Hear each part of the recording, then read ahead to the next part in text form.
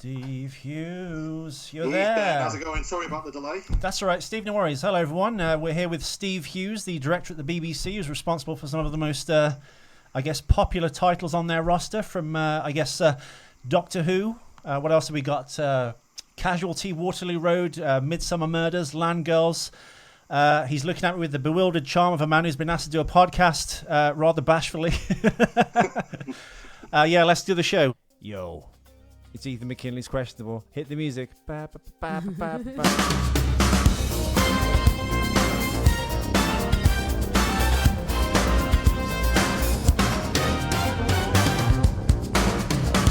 Hey Steve, how are you? I'm good, thanks. How are you? I'm fine. I'm just honoured and a pleasure that you come on the show. I know you're a very busy man and you're kind of in the middle of shooting right now. What are you working on? I'm working on Midsomer Murders at the moment, which is with John Nettles. No, he's not in it anymore. He left about 6-7 years ago. We got Neil Dudgeon, who was, I think, his sidekick, who's now the kind of lead in it. And we're in the middle of a kind of a beautiful location and kind of horrible murders and fluffy bunny rabbits and sorts of all terrible things, which are kind of slightly camp, but the tone is kind of quite heightened. But it's a lot of fun. Yeah, well, that's the nature of it, isn't it? Steve, you seem quite confused as to why I contacted you. I think you're under the impression you're not some kind of big deal. Is that correct? I'm just a normal bloke from Wigan who's doing what he loves to do. And I've been director now for about 11-12 years. I started out as an editor. I used to work for the BBC as an editor on kind of news programmes. There's a programme called Liquid News, which used to be a BBC Three entertainment news show where we used to take the piss out of celebrities, and which was a lot of fun. I was a VT editor on that, and I was making short films in my spare time. And then my wife told me to suggested that I gave one of my short films to the then head of drama, a guy called Mal Young, because I thought, well, I'm never going to get a chance doing this to direct for real. So I gave him a copy of one of the short films. He liked it, and I got a start on Doctors up in Birmingham, which was an amazing start. Yeah, no, it's. I was going to say, there's no right or wrong way into this business. I want these shows really to be a guide for anyone who's on the outside looking in or doesn't know how it works or is in a position perhaps that you were maybe a few years ago thinking, how do I get in? I'm like, you were an editor, of course. That's enough for some people, but I guess you had higher aspirations. Was that an impossible transition? Had you not had that short film handed over, do you think this never would have happened? I mean, would you still be stuck editing right now and unhappy, or would you be happy with editing?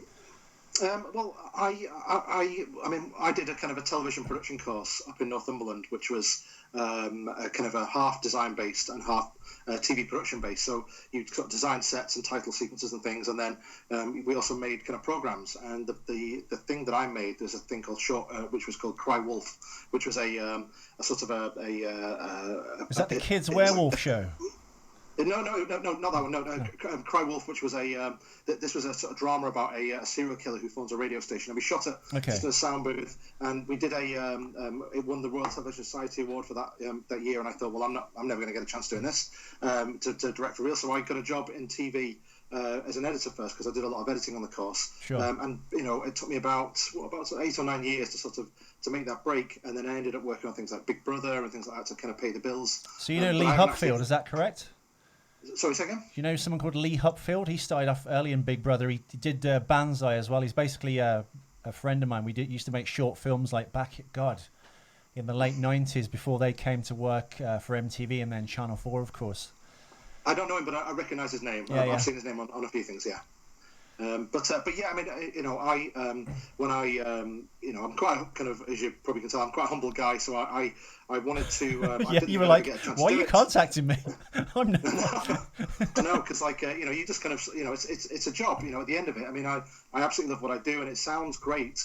But there's long hours, and I'm not moaning. I've worked in factories, and I'm sure, like a lot of people, it's we're not saving lives and stuff. It's entertainment, but I try my hardest, and I want to do the best job I can, and that that means I think that comes from a place of love for me, because like yourself, I'm a huge film fan and really good drama. I mean, I see you've got the Temple of Doom poster back there, which a lot of people don't like Temple of Doom, and I absolutely love Temple of Doom. I think I'm with you on this. We'll just go off topic, but I think Spielberg hates Temple of Doom. Now everyone kind of I think it for a long time it was okay to kind of like shit on it a little bit and kind of say it's no good and like the third one's the best. But I think it achieves all the goals that Spielberg and Lucas actually wanted out of the gate, which was to create a cliffhanger serial. Every 10 minutes in that film there is something happen or some perilous situation that they're in that they have to get out of, and then they kind of just literally get out of it and then on to the next thing. And I think people sometimes don't recognize that. I mean, the first one has it in spades. That's probably my top 5 favorite films. But Me too. yeah, it's nice that you've said that about Temple of Doom, because I think it gets unfairly lambasted. Spielberg to this day still doesn't like it, said it was too dark and stuff. I like it. I like it for its darkness, though, because, like you say, I mean, the first one is one of my 3 favorite films as well. I think it's an absolutely flawless piece of work. It's just pure entertainment. But the second one, what was nice is that it wasn't just the same thing. You know, there was darkness in there. It wasn't afraid to. It was like Empire Strikes Back in a way. You know, they weren't afraid to sort of, to go to darker places. And you know, the third one I thought was kind of quite good fun, but was a much lighter tone. Sure. And there was no 4th Indiana Jones film as we know it. There just wasn't one.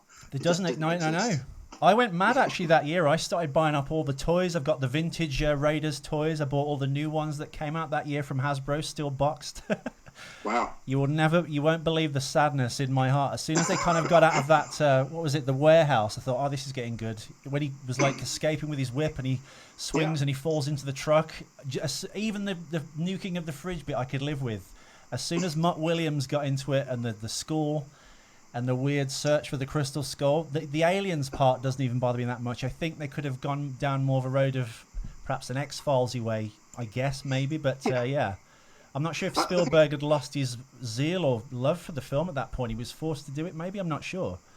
It feels like a kind of more of a George Lucas kind of feel to the thing, and there's so much CGI. I mean, obviously in the earlier films they didn't have the sophisticated effects, but it feels like this felt like more like a Mummy film to me. You know, that like you had all these kind of well, it wasn't CGI as good as the Mummy, features, which is ridiculous. It wasn't as good as the Mummy. Sadly, I thought the first one anyway. No.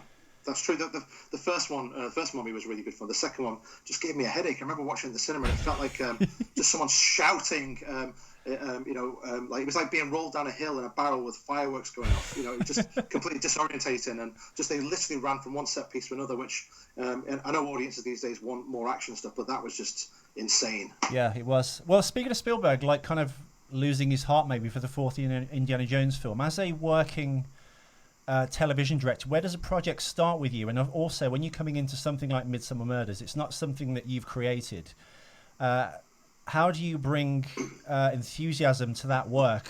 And I mean, what parameters does a director have to work in within, I guess, a franchise of sorts? We're not talking like Marvel and stuff, but when you boil it down, it's like it's an established show. John Nettles, as you said, did it 7 or 8 years ago. No, it's his the new actor, his name, I apologize, sir, for it escaping me. When you come into a project like this, you've got a script pre-done. Do you have any hand over the writing or the altering of scenes or the script? No, I mean, you know, the best way to describe it in television directing terms is that, you know, you're sort of like, I've used this metaphor before, but you're sort of like an interior decorator, because the actual structure of the script is sort of, you know, finished. It's built. You know, you can't really say I want to build a different shape house. The house is that shape, and you're there to basically.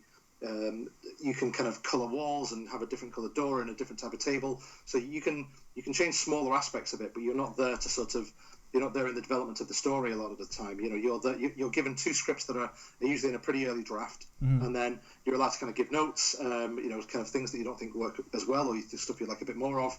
You can kind of give some kind of dialogue notes, but you know, it's pretty much set. You know, when you're there, you're sort of one of the last people brought on the process, because the writers and the script team and the script editors have been working on this for several months. And then when you start your prep time, you know, because you have 3 steps when you're doing TV stuff, like, you know, you have your prep time, your shoot, and post-production. And normally it's about 4 weeks for, say, 2 episodes of a show. And in that time, you know, you're sort of getting the script into shape and finding locations and stuff. But when it comes to the kind of tone of different types of shows, I mean, you know, I'm a working director, so I want to, you know, I like to work as much as I can. I've got like I said, I really love what I do, so I like to work on different types of programs.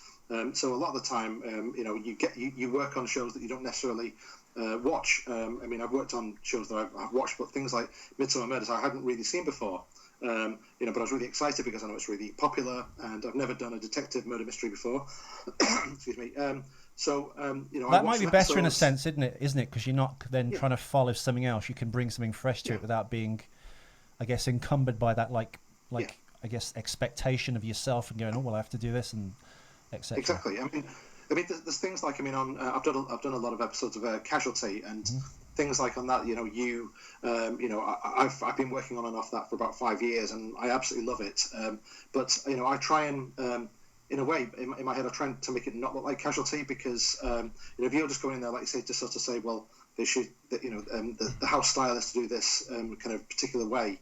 I don't think that's it's harder to get excited about if the rules are already set for you before you start. So I want it to feel exciting and cinematic and epic and emotional. I try and bring that passion to whatever I'm working on, whether it is Midsomer Murders, which is a very kind of sort of slightly camp but lovely murder mystery. And then with Casualty, is a format that's been going for a long time. But I think if you can energize that by kind of I like performances to sort of feel as real as they can be and messy. I'm a big Spielberg fan, as you know. I love people like Paul Greengrass, and that kind of. It's like an urgency, isn't it? A staccato kind of, I guess, feel to Greengrass's work, particularly in the Bourne films. It's very like choppy, but not in a kind of disorienting way. I think The Dark Knight suffered a little bit in the fight scenes, or the first Batman. They tried to, I guess, copy that Greengrass style. And I think Nolan didn't show enough, or they showed like so close up you couldn't see what was going on. I should mention sorry, carry on. Sorry. No, go on, Ethan. I was going to say, we should mention to the listeners, Steve is actually working on a timely project, or you finished it now. It's actually coming out this Saturday, which will be Saturday the 8th of August, 2016, the Casualty 30th anniversary episode.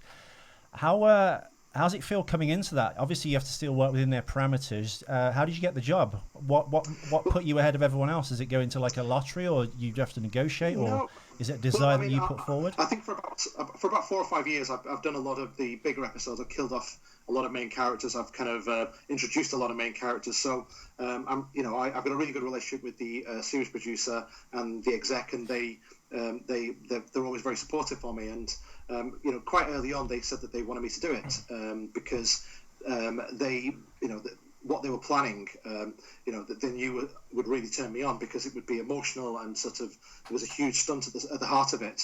I've seen episodes of not just Casualty, but shows where you see stunts, and like you say, they're shot in a way that's kind of confusing and messy, and there's a certain way I always like stunts to feel like they're seen from someone's point of view, rather than just doing like a cool shot. Very De Palma.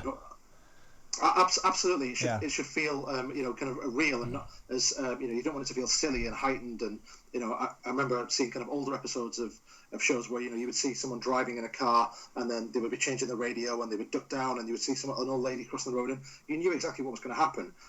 But I'd much prefer to shock the audience, because there's anticipation that there's going to be some kind of stunt. Sure. But I like to try and misstep the audience where I can. But this 30th was, I was allowed to be, probably for one of the first times, involved in developing the script.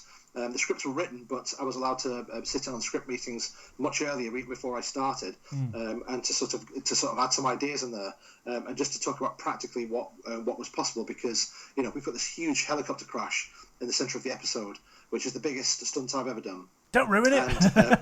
And, it was fantastic, because talking to I've got an amazing stunt coordinator called Julian Spencer, who works with Danny Boyle all the time, and he's done lots of huge films. And we talked about this, and we said the last thing we wanted was a CGI helicopter crashing into the hospital, because it would just look shit, and people I think would be more impressed, and if something was much more tactile and real, and they felt that something was we actually did it for real. So we got the chassis of this helicopter, which was weirdly used in Red 2, which was that terrible Bruce Willis franchise with the pensioners kicking people's asses, right? Absolutely. And then we hung it from kind of 2 cranes, and we swung it into an ambulance, which kind of goes spinning around, and all kind of chaos kicks off, and the rotor blades kind of skittering around. And it was just, we had 2 days to do it, and it was fantastic. Yeah. How is you? I think people need very few pixels of information now because I think people are savvy to kind of editing techniques, the way things are directed. How do you kind of use sleight of hand as a director for stuff like this? Like you were saying, if there's a car crash, someone leans down to light a cigarette or get something from under the dash or grab some Skittles or M&Ms and they look up and then all of a sudden there's an old lady there. How do you sell away from that now? What are the tricks and directors can employ, or what style perhaps do you adopt? Not someone else's style, but your own style. What do you bring to that to kind of like lead the audience away from the shock before you drop the ball, or the helicopter, if you will? Things like, excuse me, I've got a horrible cold at the moment. That's all right. It's all these long days you're doing. You need to take a day off. I know, never stop. We did an episode where we killed off one of the main characters in Casualty. And he was climbing out of this vehicle, and things like in the script originally it sort of said that he got his belt kind of caught on something. Sure. And I think the audience automatically would go, I know what's going to happen here. So what we did was we didn't have that. We cut away to his wife and the people who had escaped from this vehicle. And as they were walking, I just had them kind of talk. And in the edit, I just literally, when the car explodes with him in, we just did it like in the middle of a sentence. There was no kind of dripping petrol. There was none of that kind of stuff. We just wanted to kind of come from nowhere because, on a show like Casualty, there's an expectation, as I said, and I think where you can kind of, find a different way of doing it, it's much more interesting. Mm. So. I was kind of led into my next question. I imagine, like Edgar Wright experienced this, being part of Marvel, developing Ant-Man for many, many years. He wanted Simon Pegg to be, not Hank Pym, Scott Lang and stuff. And all of a sudden, that was all ready to go. And then, like, I guess the bridge broke, as it were, and Wright walked away from the project and things.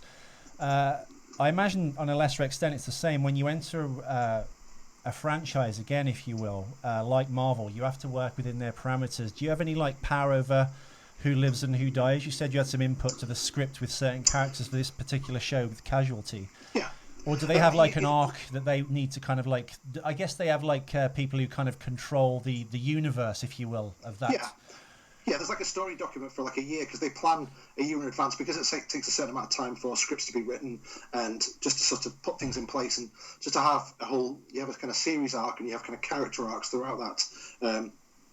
So the producers and the series producer and the exec, they're all kind of involved in that, and the script team. But as a director, you're never involved in who lives or dies. You're just there to make that life or death as exciting as you possibly can be. Sure. But it's something I'd like to kind of have a more input in because scripts, as we all know, are the most important part of the process because they're the foundation that we work on, and if that foundation isn't solid, then the building is going to shake. Yeah, which is what happened with, I guess, many films. They write them as they're still making them, don't they, and stuff. Was there more pressure? You've worked on like Doctor Who, of course, which is an even bigger franchise. I mean, that's BBC America. I mean, there's a lot of fans for that around the world. I didn't realise. Maybe it wasn't so much when I was growing up, or even the 70s or the 80s or the 90s Doctors, but I think now, since David Tennant, and you've got Christopher Eccleston, Matt Smith's, of course, and the great Peter Capaldi playing the Doctor, that's very much an international franchise. Did you feel more pressure working on that project and directing? Of course. I mean, I'd been a huge fan of Doctor Who since I was, a kid. I was too scared, like most people, hid behind the couch when Tom Baker was on. And I'd made an afternoon drama called Land Girls, which was like a low-budget kind of afternoon drama.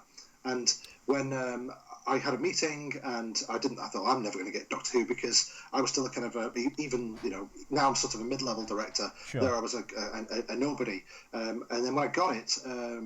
I was kind of really scared because I thought, the shows that I've been used to working on were kind of seen by a much smaller audience. And this was a show that I was a fan of, and that, I knew that there'd be an intense amount of scrutiny over, because, I'd been reading online all about the previous series and things when they were filming. And it was amazing to me in the middle of that because, we'd be out filming in the centre of Cardiff.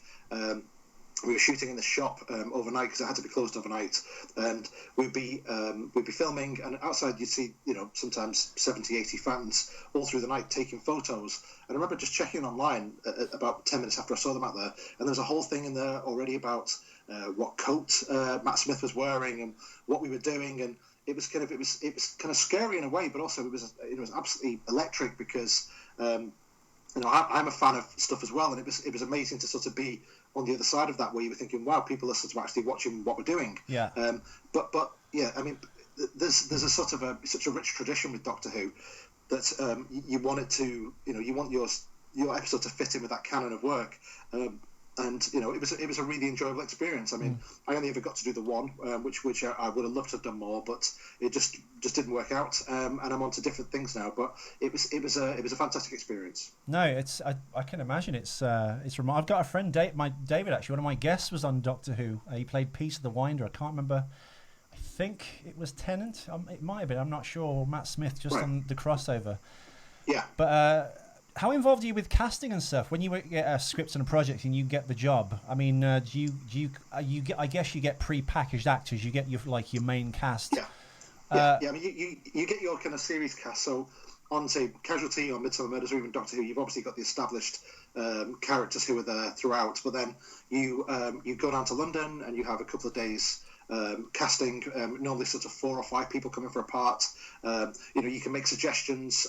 Sometimes if it's a sort of a really juicy big part, then you make an offer to an actor, so they're not going to come in and read, but you'll make an offer and they'll accept it or they won't. But generally, you'll go down to London, you'll sit in a room, and you will, you get 4 or 5 people to come in, and people always say about actors come in, and you can tell sometimes that they're really nervous, and it's weird because we're all trying to be presentable and look like we know what we're doing, and we're nervous as well. But I was. Is this the spotlight offices? Yeah, exactly. Those awful offices, casting rooms. Yeah, exactly. But I never go by what's on the list of credits. I always just think it should be the best person for the job, and that we've had I've worked with some really kind of great new people who just blow you away because they are that character, and that most of the time I suppose there's a hunger there as well, isn't there? You can find you can smell that sometimes as well.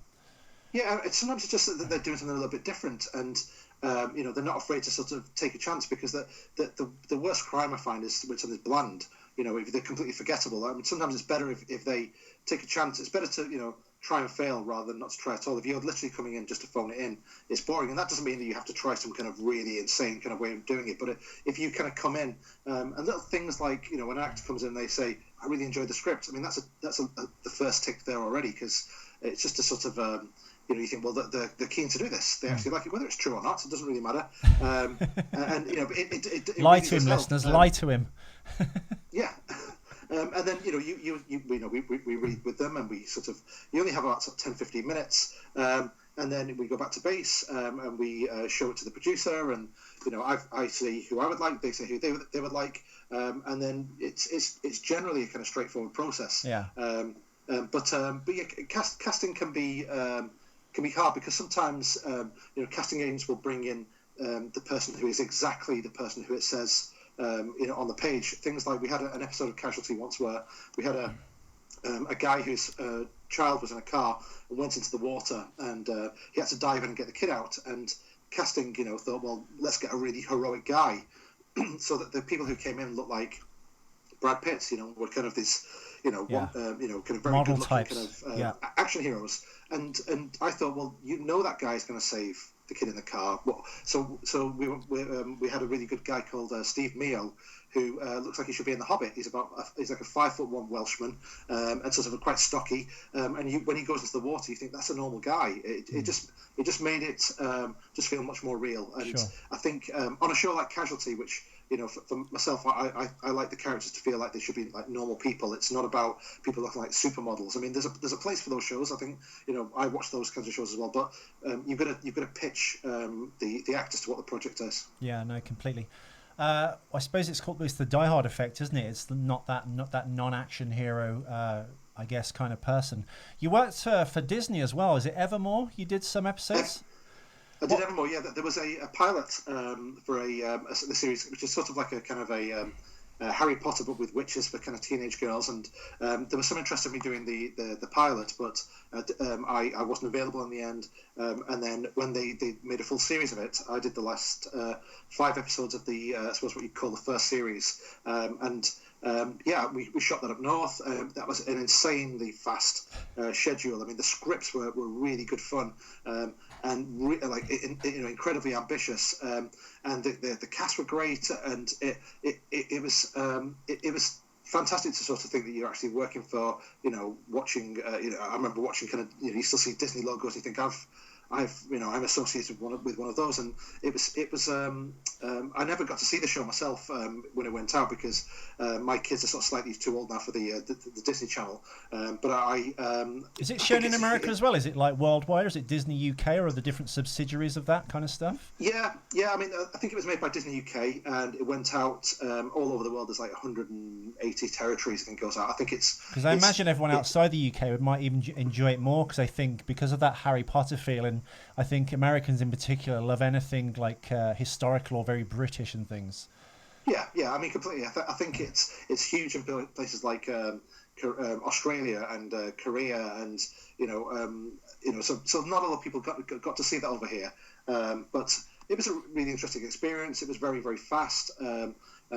I went straight from that to do a drama called Suspects, which is coincidentally on in about 10 minutes on Channel 5, and I did 2 episodes of that, and that was a show I actually I pursued the producer on LinkedIn, which is a fantastic tool for filmmakers for kind of reaching out and getting in touch with people.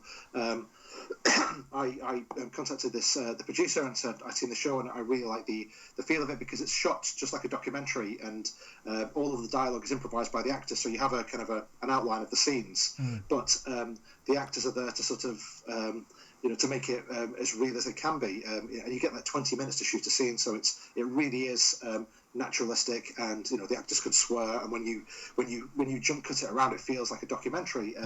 It's a sort of like a murder investigation, and that was fantastic because actors generally moan about the lines, and they've got no one to blame on something like this, and that was. Again, it was 100 miles an hour, but that was one of the most fun jobs I ever did.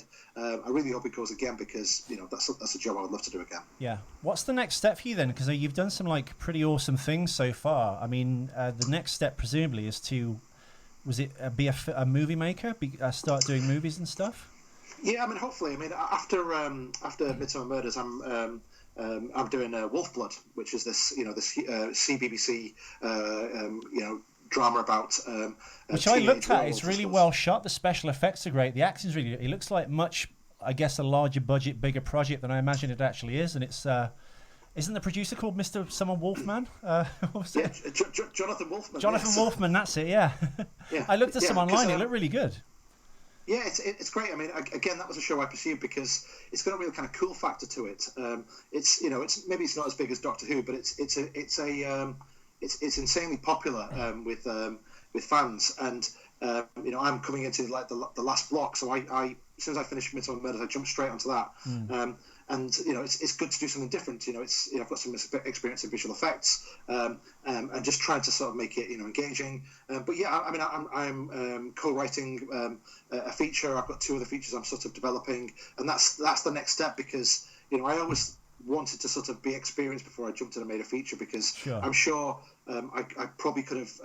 I've turned down several features that the scripts weren't right for, but when you're a newer director like me or a TV director, it's unless you're directing Utopia or Sherlock or something, people are going to say, let's get the guy who directed Casualty this week. But if I'm a guy, I was going to say, is the industry kind of stacked against you in the sense they go, oh well, he's just a TV director, they kind of write you off, and it's an extra kind of hurdle you have to kind of like get over to kind of get that respect to go, I can actually do this, guys.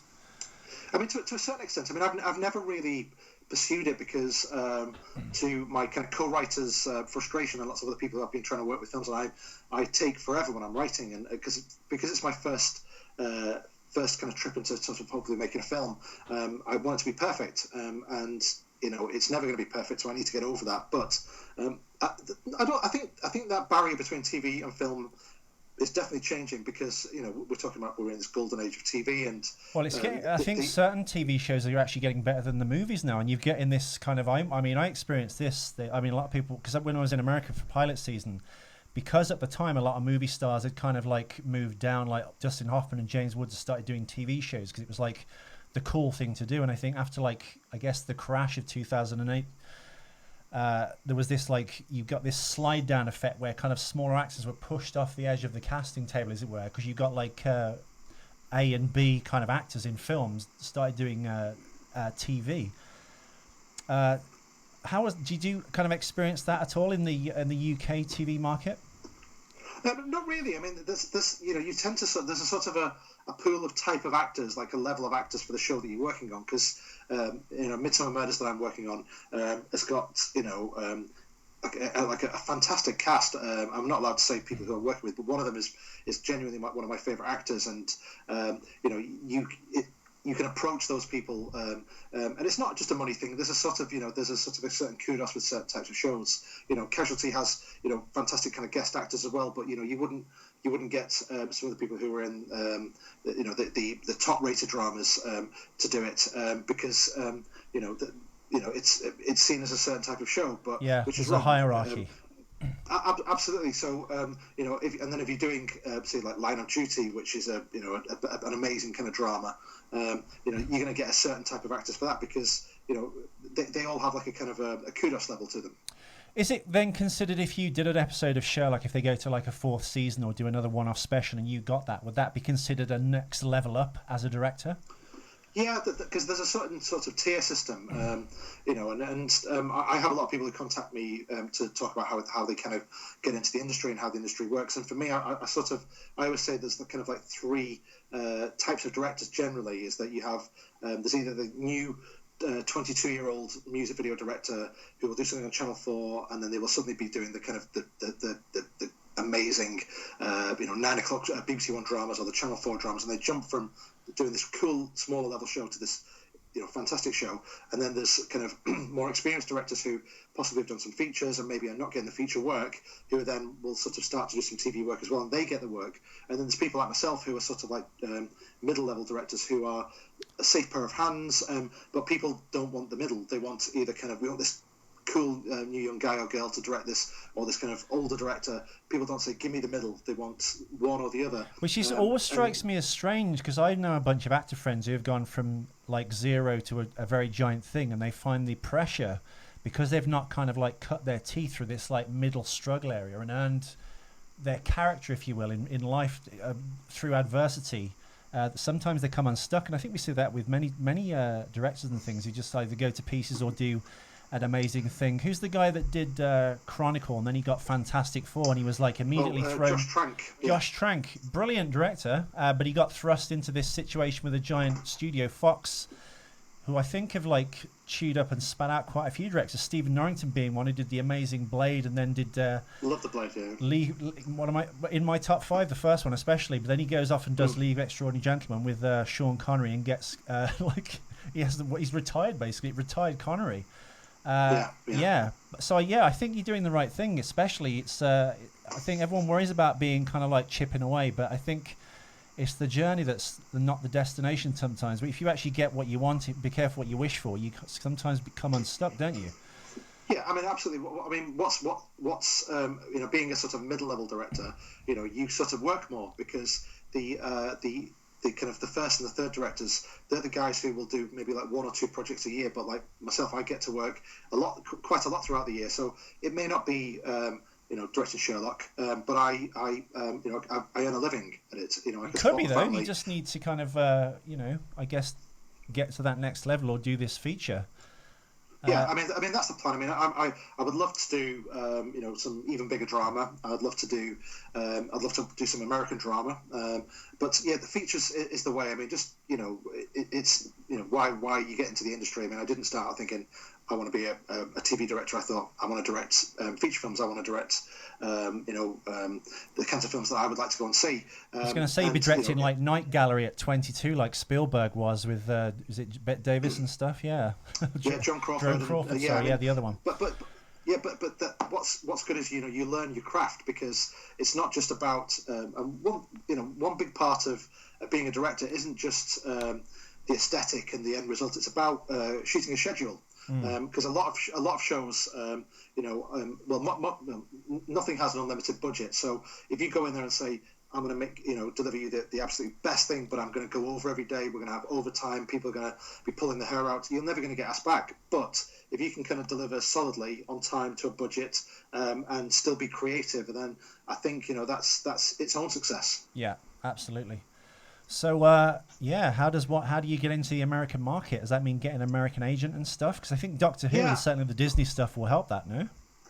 Well, I hope so. I mean, weirdly enough, it was only about a month ago I sort of reached out to an American agent to get some representation, and so there's a few emails bouncing backwards and forwards there. But I've got quite a few friends who've gone out and worked out in the States. One of them went out and directed Daredevil and things like that. And, awesome! He had an awesome time. But you go out there, you get an American agent, you get you start to have kind of meetings with the networks. They sponsor you to kind of, I think you get like a kind of an application for an IV visa or things like that, and then you go out and work there. And the money in America is much better than here in the UK. The UK wages are great, but in America you earn a lot more money. But you're on shows for a lot less time, because an episode of Casualty takes 10 days to shoot. An episode of Daredevil takes 8 or 9 days to shoot. Even that scene where he's kind of fighting all those dudes in the that single shot scene when he's fighting all those like thugs in the alleyway, the hallway. Which is fantastic. I mean, so you don't get more time for those kind of things. You have a schedule, you have a call sheet, and it's in cold black and white. You have to complete that alleyway thing in 2.5 hours, and you think, shit, how the hell am I going to do that? So in your prep time, you're thinking, well, if I do it all in one shot, or with a bit of this, or do I just go in there and just say, we'll just keep shooting, and I'll put it together in some kind of... I presume that was heavily rehearsed, I would have thought, with the stunt coordinator for days and days and days in a gymnasium, I would think. Yeah, anyway. I mean, on something like that, I'm sure they would, but the actual shooting part of it isn't as much time as what... it's weird, because people think, 10 days to shoot an episode of Casualty seems like an insane amount of time, but, that's moves from locations, and you're blocking it, and you're reading it through, and you're talking with the actors. 16-hour days, no sleep. Yeah. I know, it's the long days, but and there's never enough time, but it's something that you get better at, because the first show I started out on was Doctors, which is this afternoon drama that's been going for about sort of 16, 17 years, and that you get it's like you shoot 3 episodes in 7 days, whereas on Casualty you do 1 episode in 10 days. Yeah. So you get a lot less time. So what that's good for is that when you're in a corner, and you're up against it time-wise, you know how to shoot something elegantly, without making it look shit. So you very rare. The bigger the show you go onto, the more time you have. But you're still rushing at the end of the day. And if you need to do something creative in one shot or a couple of shots, you've always got that training to fall back on. Mm. So yeah, this weekend coming up, everyone, if you want to see Steve's work, the milestone TV show Casualty, the 30th episode with my friend Chucky, who I've worked with before. He's brilliant. Oh, he is. He's great. I was on a set. Well, that's the first time I met him, actually, this gangster film. And my agent, I left them after this, but they never sent me any new generation of the scripts. When I walked on set, there was basically like an extra 2 pages of dialogue for that scene. That was the only thing that was wrong. I got there, and then I did all my stuff with Chucky, and then I just stopped, and I went, because they were still shooting, and they kept saying, I went, what? Oh, don't tell me. On the next page, there's like a 2-page like monologue, and they were like, actually, there is. I was like, yeah, here. But yeah, we broke shooting, and for the next hour and a half, he just sat with me and just ran lines. The first time I met him, he was such a great, giving actor to work with. He was brilliant, really. And he's become a good friend now, of course. Yeah. But this Saturday, everyone, it's the 28th of August, isn't it, Steve? Is that correct? What time? 27th of August at 8 o'clock on BBC One. Directed by the wonderful Steve. Where can people find you on Twitter? I'm at Movie Goblin, which is it's a bizarre name, but on this Liquid News, the show I used to work for, when I was doing VT Playout in the studio, the presenter knew I was a huge film fan and would bring a camera into the gallery and get me to and give me quiz questions about films whilst I was working, and he nicknamed me the Movie Goblin, and it's just something that's always stuck. Yeah, I was going to say we should find some pub quiz if you ever have any free time, and I think we should either work together or versus each other, because I used to go to this pub quiz called You're Going to Need a Bigger Boat at the Boogaloo in Highgate, and I used to be as a team of one myself versus every comic store in London, and I used to come second every time. I never won, but I think the moral victory was mine. I used to go to one in I'd heard about that one, and it was one I really wanted to go to, but there was one I used to go to, I can't remember what it was called, in town, and we used to kind of come. We came first quite a few times, especially if there's anything about film music. I mean, that's my, one of my kind of real loves, as much as films, is the actual scores. But yeah, I'm pretty good on a kind of a quiz team for anything kind of music or film or TV related. So yeah, let's definitely make that happen. I was going to say, before we wrap up, what are your favourite films then? Your top 5 and your favourite scores and things. We'll do a couple of minutes on that before I bid you farewell, sir. Sure. I think my all-time favourite film is Jaws. It always has been, and I love it for just so many reasons. People talk about the shark, and for me, it's about the 3 main characters. Well, it's the Indianapolis piece, yeah. scene. It's a perfect film for me. I love Raiders of the Lost Ark. It's probably my second favourite film. Yeah. Die Hard is another one of my favourite films, which again is the best action movie ever made. And then I forgot Aliens. That's in my top 5 too. Love Aliens as well. Someone sent me something the other day about saying your favourite 5 or 7 films. It took me about 4 hours to get it down, because my core 3 never changed. But I love Aliens. I love Goodfellas. All the obvious ones that we all love, Star Wars, but I like One Flew Over the Cuckoo's Nest as another one of my favourite films. I always forget John. Monster Squad. Yeah, Fred Decker. Yeah. Yeah, that to me is like another Goonies. I love the Goonies as well. Like I grew up in the 80s as well, and not a lot of people know the Monster Squad, and it's such a rich, colourful, exciting film, which is co-written by Shane Black as well. Obviously, it's got an amazing script. Well, he's doing Predators coming up next year, I think, isn't he? Yeah, that's right. Did you watch Nice Guys this year? What did you think? I've not seen it. Not it's seen great. it. No. I'm in Birmingham at the moment, but it came on for a couple of days and it just disappeared. So I'm gonna have to wait for it to come out on Blu-ray or DVD. But was it any good? It was good. I was a bit frustrated with Iron Man 3. I loved the first Iron Man. Kiss, clang, clang, as they call it. Yeah, exactly. It had a kind of flavour of his dialogue, but it just was too much. I think I have that problem with most superhero movies these days. I just think it's just all too much. I mean, for me, the pure the Superman the movie for me was like a pure superhero movie. Oh, that's definitely top 10. The score on that. I mean, Christopher Reeves. Oh, yeah. I've said. Who did I say this to on the podcast? Someone else. But I was like, it's literally a pitch perfect performance. To Henry Cavill. Yeah. I'm not sure if it's his fault or he's not directed properly, or kind of they don't really give him his due to shine. But that character Superman, they've got completely off. I know you have to kind of alter things and stuff, but the way Christopher Reeves did that Cary Grant bungling thing, and then when he'd switch to Superman, his hair would be different, the curl would be down. Yeah. He'd have a tan, and Clark was very pale with the glasses. You could easily go, yeah. I'd never put those two together in the same room. I just think they've missed the mark. I'm not sure if it's this DC have messed it up, or it's the way they want to go, or it's Zack Snyder. I'm not sure. I mean, for me, it's it's the screenplay was so had such great characters, and I read something the other day which I thought was really it was well observed about, say, Zack Snyder, who I thought I think visually he's very, very good. Visually, his films look fantastic. I think the way he shoots things is beautiful, but someone said he shoots. Sorry, my cat's just popped in. Say hello, Harry. Hey, Harry. He's not talking. He's great at moments, but he's not great at scenes. So, his films are get that cat out of here. That's some bad hat, Harry. That's right. He's great at making moments and not necessarily scenes, because there are all these kind of posturing, kind of beautifully lit kind of shots, but you don't remember kind of interactions between characters or dialogue. Yeah. They're sort of made for trailers. And that I'm hoping that the new Justice League will I complain about superhero movies, but I always give them a chance. I just find they've been kind of oversaturated.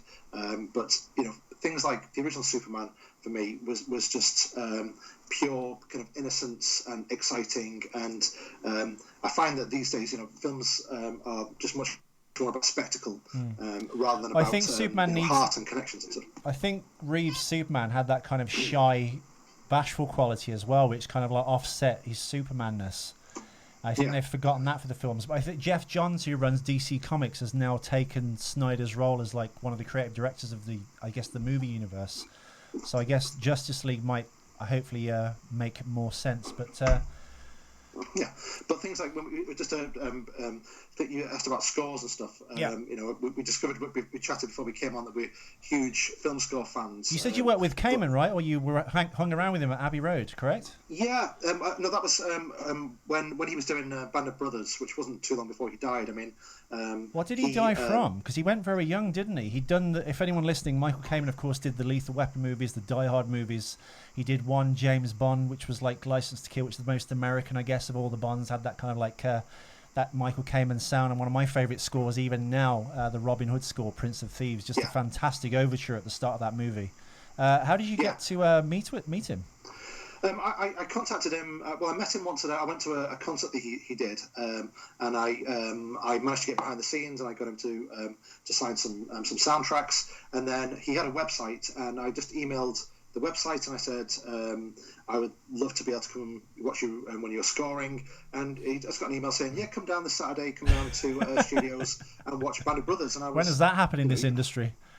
I know. I mean, but it's weird because, like, if you ask, sometimes people surprise you. The cheeky kid gets the sweets, as it were.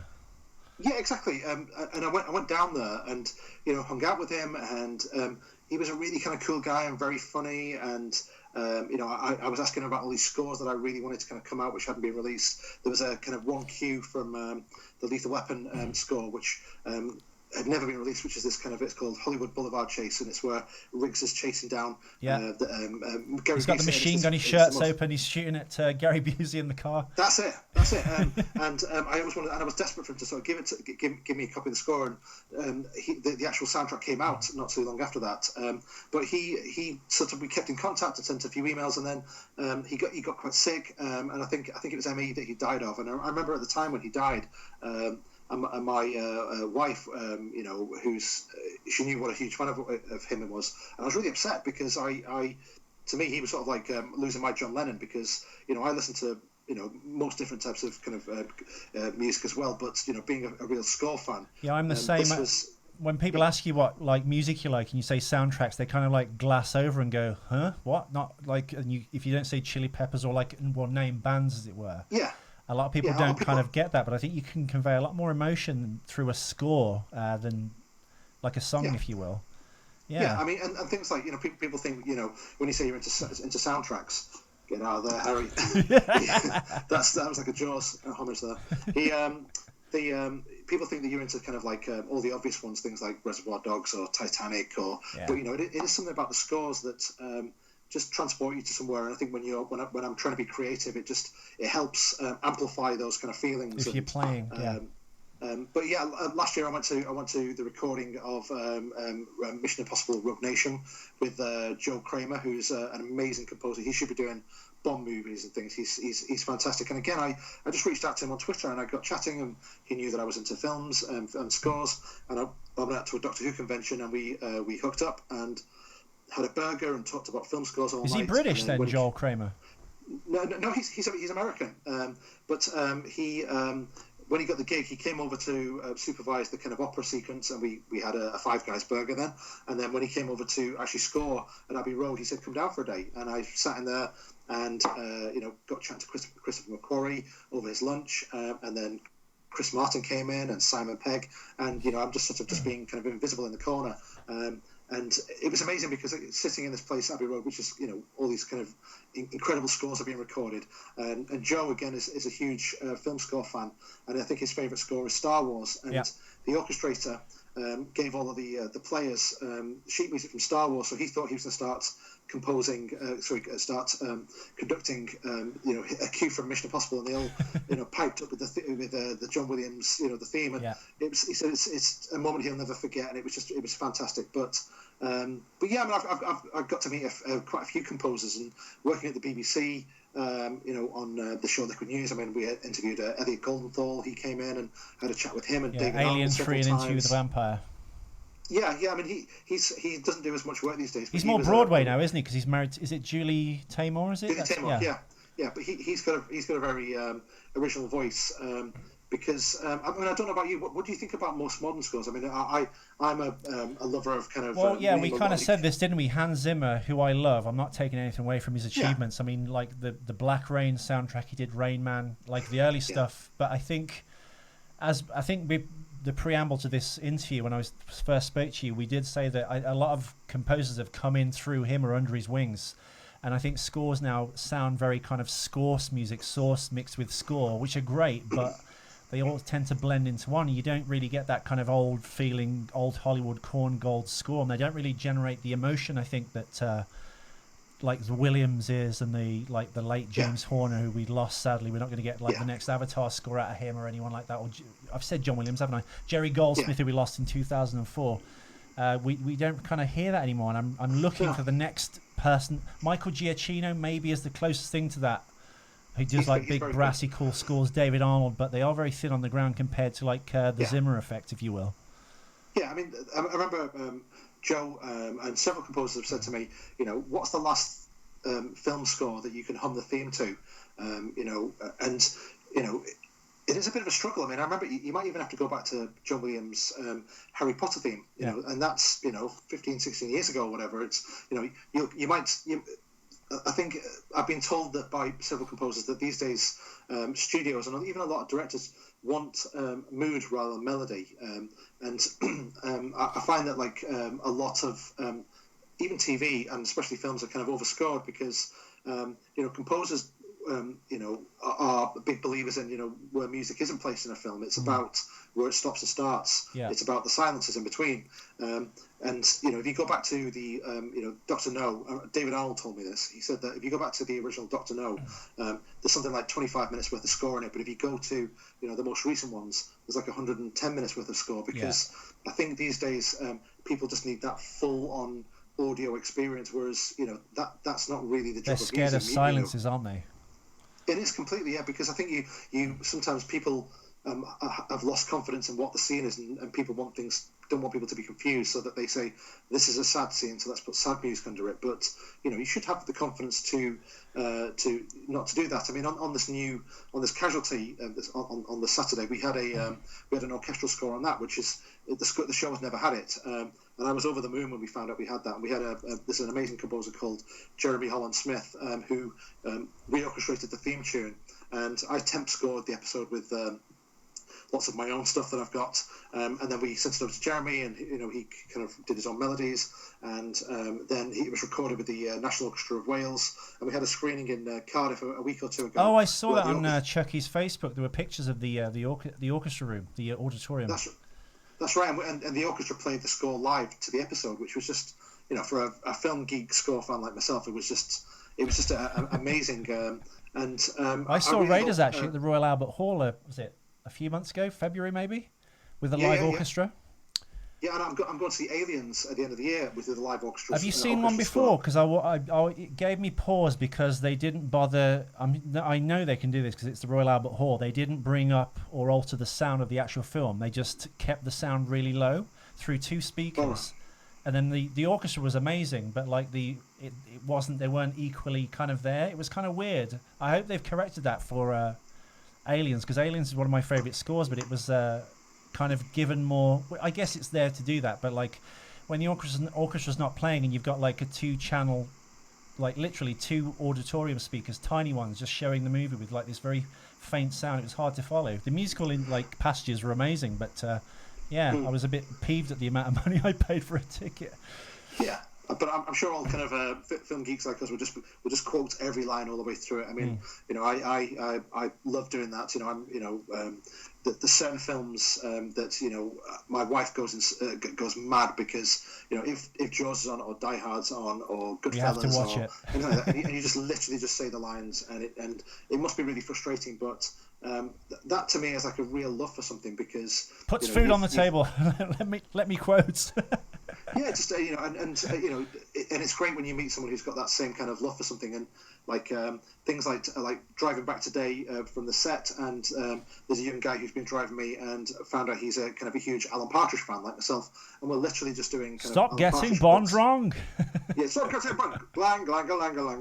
We've been doing that all night, and it's great when you connect with people because.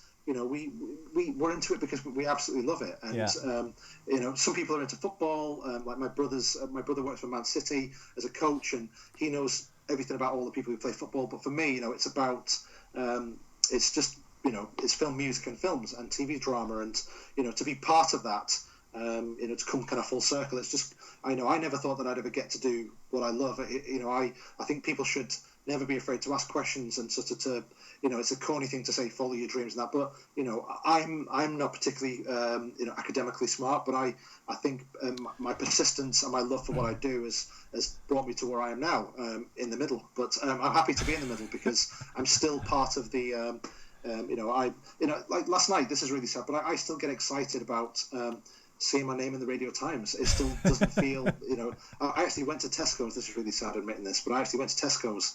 You recognise anyone here? Anyone? and you're just seeing your name there just reminds you that that it's real. How many copies did you buy? I didn't buy it. Have you got one on a board like a comic book? Yeah, that's it. When I bought. When I did Land Girls, that came out on DVD, and I did say to the lady in HMV, I directed this, and she was like, "Oh, that's great," and it'll be $12.99, please. But it's still amazing to sort of and you've acted in things as well when you actually have it kind of in your hand. Oh no! If you see a DVD of something that you're in, it's amazing. When I did Arthur and Merlin last year and a half ago, and that came out. When I was in America, it was there in Walmart. I was like, "Oh fuck, I'm in this." And people just kind of go, "Okay, that's nice," or they kind of don't believe you because it's strange. I know, absolutely. Yeah, no, it's a funny old game, but no, I don't know. What was I going to say? How do we wrap this up? I was going to say, I think you're not far from getting your film career off the ground. Absolutely, I just. You seem to be you're not going to be in the middle forever. You seem to be going in the right direction. Casualty, is a pretty big thing. I said this to you when I first reached out to you. Like, you want to talk to me? I was like, yeah, that's like all the stuff you're doing is like amazing, and you kind of slowly going up and up and up and up. Yeah, I mean, I'm thankful for where I am. I think like on most things, we get impatient because things don't happen as fast as what we'd like. But I'm happy to be working on the dramas that I work on, but I'm ambitious. I'd love to. Directors seem to sort of get, especially directors in the middle, you get kind of pigeonholed like actors. Stuck, if you're an action star, people aren't going to give you a romantic comedy most of the time. But when you kind of get seen as a long-running drama director, or you've done medical dramas or a certain type of show, people think, well, that's all you can do, or they just want the same kind of 12 directors who get all the big gigs. But it would be nice just for someone to sort of take that chance, because even people might think that I'm doing well, but I know that I can do better because. I haven't even been given the opportunity to show all the stuff that I can do, and the who was the director that? I was going to say, who was the director? No, sorry, I interrupted you. I apologise. I was going to say, who's the director that did the last couple of Harry Potter films? He was a BBC drama director, wasn't he? Yeah, David Yates. Yeah, he did The Girl in the Cafe and things like that. But yeah, he's you tend to sort of. It's easy to make the leap if you've done either a huge I've got friends who did Downton Abbey, who went off to the States and have done that kind of thing, and then people who've done shows that are much grander in scale than you kind of get that fit film gig. But presumably Casualty 30th kind of puts you in a step that you could probably slot into that, not Millionaires Club, but that kind of that network, if you will, that next level of directing, no? Yeah, absolutely. I mean, it's just good to know that. Do you have to be posh to direct Downton Abbey? Sorry, say again? Do you have to be posh to direct Downton Abbey? Is that how it works? Is that the secret? Open secret? No, I think it would help, but no, it's about people. A lot of the time won't look at your reel for directors. They look at your list of credits. These two were in class. Get rid of him. Yeah, exactly. They think he's directed 20 episodes of this or that, but then if they actually watch your work, they'd say, well, actually, he's made 20 really good episodes of this show. Let's give him a chance to do something else, and that hopefully those opportunities are coming, because I'm sort of 43 now, and I'm at the age now where I feel like within the next year or two, I want to be doing features. You need to do some meaningful low budget drama about a transgender something, some hot button topic kind of thing that's happening. Yeah, a confused transgender person who's trying to get across America in a car. You decide what the car is. Something edgy. I'll call your agent. Yeah. I could do it. No, I really do. I think you're very close to this next step. When I looked at your stuff, I was like, oh wow, you're no slouch. I think when you're in the eye of the storm, though, you don't realise sometimes that. I think the build I'm looking at here on the IMDb, it's like getting better and better. Yeah. I mean, and the other day I counted up. I think I've done 100 episodes of TV drama, which is like staggering, really. I started out doing, I think it was 43 episodes of Doctors and 20 Casualties and stuff, and that's been over like the last 10 years. But I'm still ambitious, because it's nice to have different challenges, isn't it? I'm sure as an actor yourself, you wouldn't want to keep playing the same type of part. No. You want to sort of, even if it's in small increments, you want to play different types of parts, because as an actor, it's about being different types of people. Yeah, no, absolutely. Well, a man's reach should exceed his grasp, or what's heaven for, as Robert Frost once said. Steve Hughes, director of the forthcoming BBC 30th anniversary Casualty. I know you're gonna like blow the roof off the place, probably with a helicopter as well. I predict very big things for you, sir. I really do. Thank you everyone for listening. If you want to find that show, it's the 27th of October, this coming Saturday, 2016. Was it 9 o'clock, Steve? Yeah, 27th of August, which is this Saturday at 8 p.m. on BBC One. Exactly. I've been Ethan McKinley. You can, of course, find me at Ethan McKinley UK on Twitter. You can find me on YouTube, and you can find me on Facebook. Please follow the page, Ethan McKinley's Questionable.